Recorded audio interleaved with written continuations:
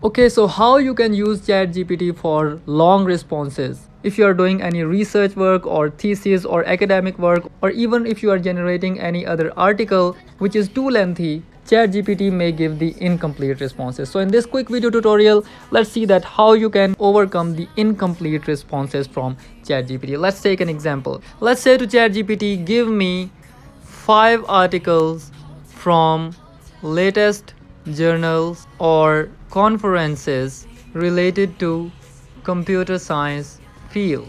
And for a long response example, we can say that describe the followings from those articles. And let me paste a thing here. So we are asking ChatGPT to generate 5 articles. Let's for example change it to 7 articles for more detailed response that will not be generated completely by ChatGPT. And let's hit enter. Now it has started generating the response. For example, it has stopped here and it is not providing the whole thing that we had asked ChatGPT to do it for us. Now for generating the full response that was incomplete, we have to just write the next continue in the chat box and hit the enter. As soon as you type the continue command and hit enter, it will start generating the remaining response starting by exactly from the last word where it was stopped.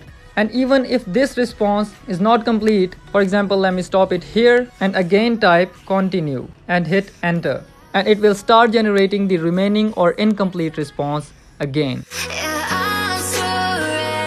Now if you want to use ChatGPT effectively for academic purposes or for coding or for essay writing, here's a quick video tutorial in the end screen. Go watch out that video. I'll be waiting for you in that video there. If you have any other questions, let me know in the comments. See you there.